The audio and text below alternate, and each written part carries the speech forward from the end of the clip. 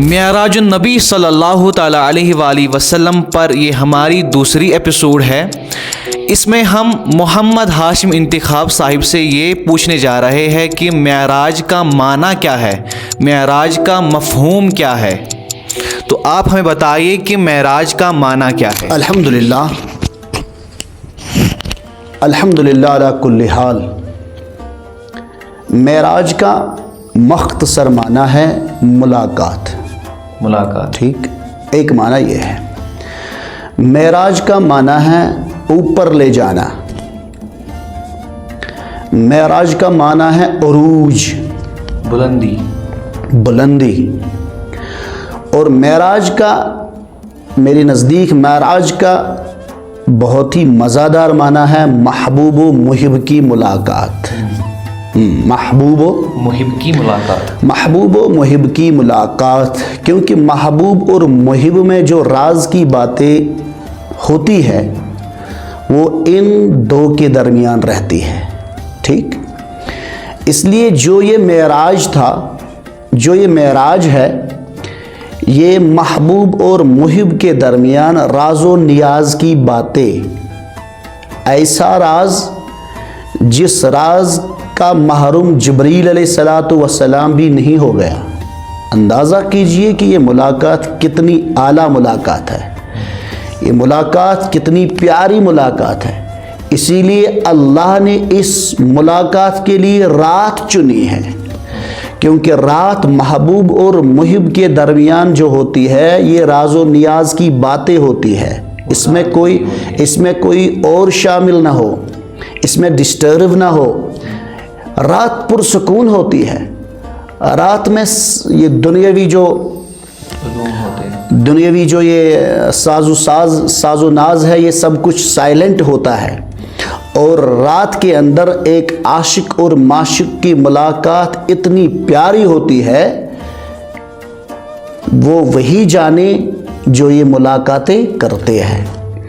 اور یہ جو معراج ہے یہ اللہ اور اللہ کے محبوب کی ملاقات، اسی لیے میں نے الفاظ استعمال کیا ہے کہ محبوب اور محب کی ملاقات۔ یہ تو میرے مصطفیٰ کریم نبی رحمت صلی اللہ علیہ وسلم کا بھی فرمان ہے، انا حبیب اللہ، میں اللہ کا محبوب ہوں، میں اللہ کا دوست ہوں۔ تو اس لیے ہمیں احمد رضا کی یاد آتی ہے۔ احمد رضا نے کیا خوب فرمایا ہے، میں تو مالک ہی کہوں گا کہ ہو مالک کے حبیب، یعنی محبوب و محب میں نہیں میرا تیرا۔ ادھر میں تھوڑا سا جانکاری دینا چاہتا ہوں امت مسلمہ کو۔ اگر امت مسلمہ اس بات پہ اتفاق کرے، یہ جو راز اور نیاز کی باتیں ہوئی ہے اللہ اور مصطفیٰ کے درمیان، یہ کسی اور کو خبر نہ ہوئی، اور اب کیا ہوا یہ اللہ جانے اور مصطفیٰ جانے۔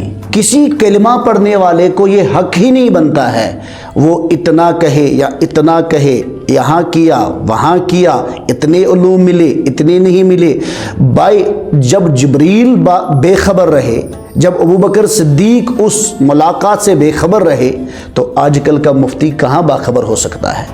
تو میں بتانا چاہتا ہوں یہ محبوب اور محب کی جو ملاقات تھی، اللہ اور اللہ کے رسول محبوب خدا حضرت رسول کریم صلی اللہ علیہ وسلم کی جو یہ ملاقات تھی، اس ملاقات کے اندر اللہ نے میرے مصطفیٰ کو وہ سب عطا کیا جو کرنے والا تھا، جو کرنے والا ہے، یعنی اتنا سب کچھ عطا کیا کہ کبھی کوئی کمی نہ رہے۔ ایک اور بات میں یہ بتاؤں گا، محبوب اور محب، جو محبوب کا ہوتا ہے وہ محب کا بنتا ہے، جو محب کا ہوتا ہے وہ محبوب کا ہوتا ہے۔ اسی لیے محبوب اگر میرا مصطفیٰ جانے تو محبوب کا جو کچھ ہے وہ رب کا ہے۔ اسی لیے حدیثوں میں بھی ہے اور مصطفیٰ کے عاشقوں کا قول بھی ایسا ہی ہے کہ پہلے اپنے مصطفیٰ کا بنو، جو مصطفیٰ کا بنے وہی رب کا بن جائے گا، کیونکہ میرا مصطفیٰ میرے رب کا محبوب ہے، اور جب ہم رب کے محبوب کے غلام بن جائیں گے تو اللہ کے سچے بندے خود بخود ہم بن جائیں گے. ٹھیک ہے. تو دوسری بات میں یہ عرض کر رہا ہوں کہ محبوب کا جو کچھ ہے وہ محب کا بنتا ہے, محب کا جو کچھ ہے وہ محبوب کا بنتا ہے. اگر ہم اللہ کے پاس جتنے خزانے ہیں, جتنی مخلوق ہے, جتنے عالم ہیں, یہ سب اللہ ہی کے ہیں, اس میں کوئی شک ہی نہیں ہے. اب جو اللہ کا محبوب ہے وہ محمد الرسول اللہ ہے. یہ سب میرے محمد صلی اللہ علیہ وسلم کا بھی ہے, کیونکہ محبوب و محب میں نہیں میرا تیرا.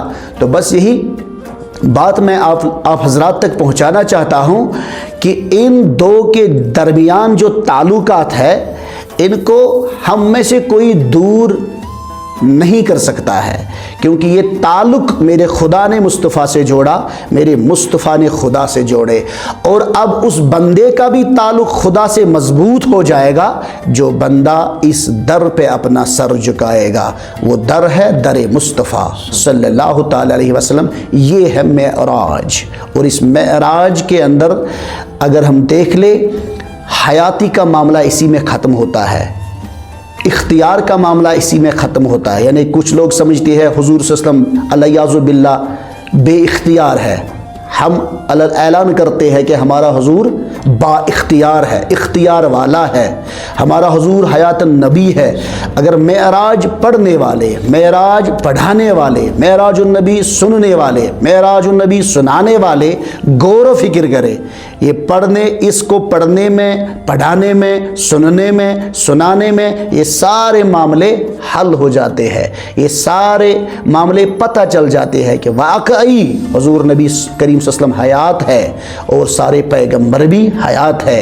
حضور نبی اکرم صلی اللہ علیہ وسلم اختیار والا ہے اور سارے پیغمبر اختیار والے تھے. حضور نبی کریم صلی اللہ علیہ وسلم کو میرے خدا نے ساری کائنات کا, سارے عالموں کا, سارے خزانوں کا, سارے مخلوق کا مالک بنایا ہے. اور ہمارا عقیدہ یہی ہے, اللہ ہمیں اسی عقیدے پہ قائم و دائم رکھے اور میرا خدا میرے مصطفیٰ کے واسطے اپنی بارگاہ میں یہ عقیدہ قبول فرمائے.